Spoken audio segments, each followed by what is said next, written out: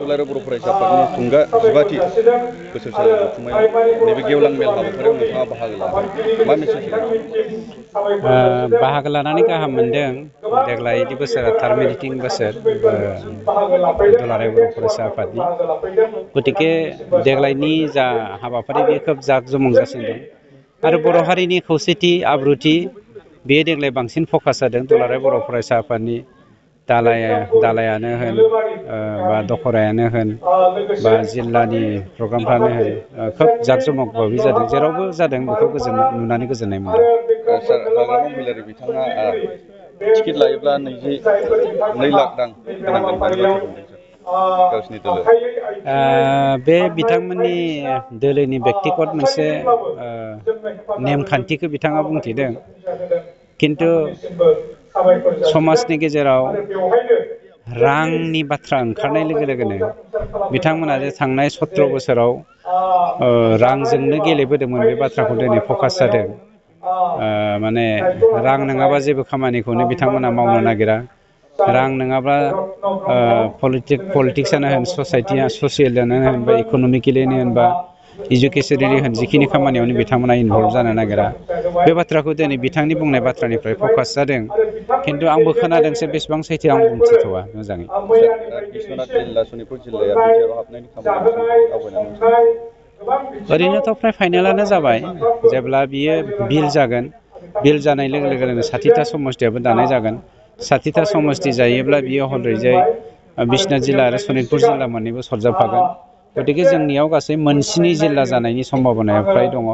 दाबो जेरावहाय सनितपुर बिश्वनाथ जिल्लाया उदालगुरि जिल्लाजों सरजाबजानानै दंखायो बे 60था गामिया आरो 60था गामिनि सिङाव हाग्रा ओनसोल थानाय बेनि अनगायैबो गोबां जोंहा गामिफोर दंबावो। बेफोरबो जोंनि उदालगुरि जिल्लाजोंनो सरजाब जानानै दङ। कार्बि आंलंआव थानाय बर'फोरनि थाखाय एसटि बेखौ साफ्रोमबो बर'आनो लुबैयो आरो बेखौ जाफुंनायनि थाखाय जों बयबो खामानि मावगासिनो दङ आरो अबंलावरिनो आर'ज गाबो मोनफ्रोमबो जाफुंथों जोंनि बर' हारिनि साननाय हनाया।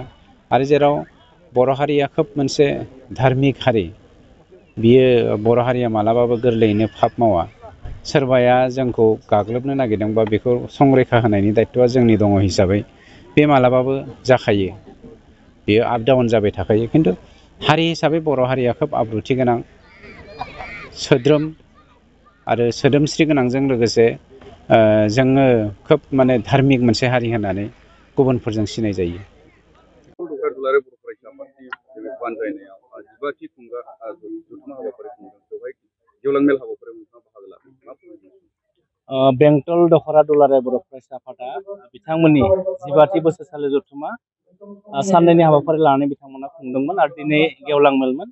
आरो बे गेवलां मेलाव आंखौ बिथांमोना हांख्रायदोंमोन आरो फैनानै रायजो राजाजों सावरायनो मोननानै जोबोद गोजोननाय मोनबाय आरो बिनि थाखाय आङो बेंटल दखरा दुलाराय बर' फरायसा आफादनि गासै दैदेनगिरि बिथांमोनखौ साबायखर बावहरो।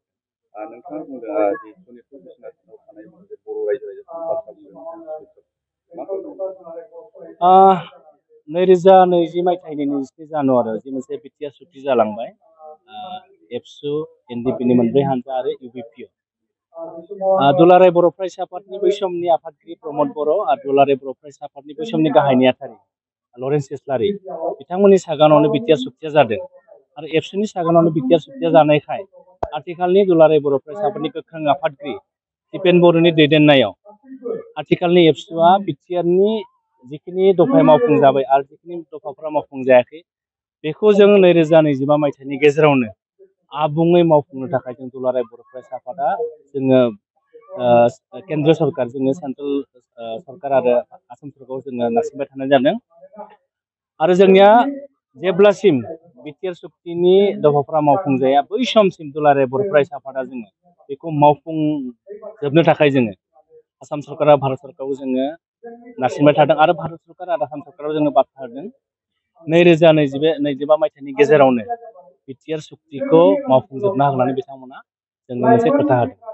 माखासे दैदेनगिरि बिथांमोन बा रायजो राजाफोरा दुलाराय बर' फरायसा आफादखौ एबसु मानि इउपिपिएल मानि एबसु बेबायदि बाथ्रा बुंदों। दुलाराय बर' फरायसा आफादा 2022 मायथाइयाव 57 बोसोर जाबाय आरो जोंनि जारिमिना, एबसुनि जारिमिना जों फोरमायो एबसुखौ गाज्रि सोंखारिनाया दिनैनिल' बाथ्रा नङा।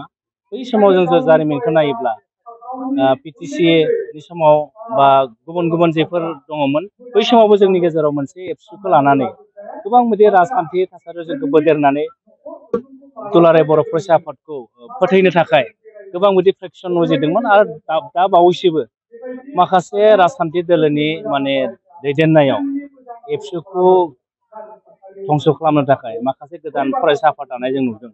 नाथाय जोंहा मोनसे फोथायनाय दङ दुलाराय बर' फरायसा आफादा जों मोनथाम मोन्थोरखौ लानानै जोनोम मोनदों। जोंनि मोन्थोरा जाबाय इउनिटि सार्भाइभेल एन्ड प्रस्पेरिटि आरो बेखौ मोन्थोरखौ लानानैनो जोंनि गायसनगिरि आफादगिरि मुगानि आगदारि बानेस्वर बसुमतारी आरो गायसनगिरि गाहाय नेहाथारि कनकेश्वर नार्जारी बिथांमोननि दैदेननायाव आथिखालनि आफादगिरि दिपेन बर' आरो आथिखालनि गाहाय नेहाथारि फणीन्द्र बसुमतारी बिथांमोननि गोख्रों दैदेननायाव आरो रायजो राजानि हेफाजाबाव दुलाराय बर' फरायसा आफादा जि थांखि आरो नोजोरखौ लानानै जोङो खामानि मावबाय थादों आरो बे थांखि आरो नोजोरखौ जाफुंहोनायाव जेसेबां रायजो राजा बर' रायजो राजाफोरा जोंखौ मदद होदों जों सानो रायजो राजानि मदद मोनोब्ला बड'फा उपेन्द्र ब्रह्मआ जि मोनसे गेरेमसा माहारि दानाय सिमां नुदोंमोन बेखौ मोगथां होनो थाखाय दुलाराय बर' फरायसा आफादा आरोबाव जोङो सम आरो थासारिखौ जोङो बिथा खालामनानै गोदान गोदान मावथांखि लानानै जों खामानि मावदों आरो दुलाराय बर' फरायसा आफादा स्पष्ट बिटिआर सक्तिनि मोनफ्रोमबो दफाया जाफुंनायजों लोगोसे बर' हारिनि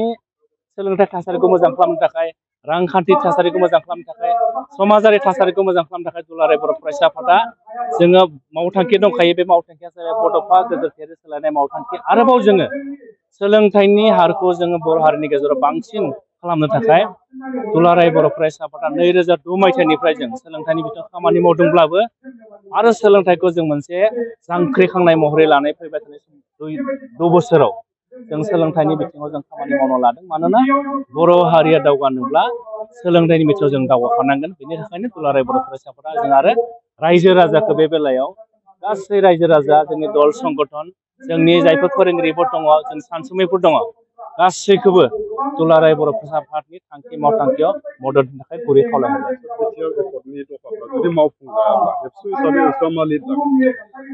जोंहा स्पष्ट जेब्ला 2020 मायथाइनि 27 जानुवारियाव सुक्ति जादोंमोन बिटिआर सुक्ति जादोंमोन आरो बेवहायनो जोङो बै समनि आफादगिरि प्रमद बर' बिथांखौ जोङो दुलाराय बर' फरायसा आफादनि आफादगिरि बिबाननिफ्राय जों बिथांखौ दोनथ'नाय जादोंमोन। एकमात्र राजनिति बिथिङाव बिथाङा थांनानै बिटिआरखौ मोजाङै सामलायलांनांगौ बे थांखिखौ लानाय बिथांखौ जोङो तामुलपुराव मोनसे स्पेसियेल कनभेनसननि गेजेरजों बिदाय होनाय जादों आरो बे कनभेनसनाव जोङो मोनसे थांखि लादों। बे थांखियानो जाहैबाय बिटिआरजोंबो जों नायगोन बिटिआरजों बर'फोरनि समस्याया आबुङै सुफुंजायोना जाया आरो जायाब्ला दुलाराय बर' फरायसा आफादा 1987आव जे आलादा रायजोजों जों सोमावसारदोंमोन बेखौ जों 2020 मायथाइनि फेब्रुवारियाव जों दोनथ'दोंसो जों दाबो गाराखै आरो जुदि बिटिआर सक्तिया जुदि मावफुंजायाब्ला फिन दुलाराय बर' फरायसा आफादा रायजो राजाखौ लानानै जोङो बर' हारिनि जेंनाखौ जों सुफुंनो थाखाय जों फिन सोमावसारगोन बे जोंनि थाखाय रोखा।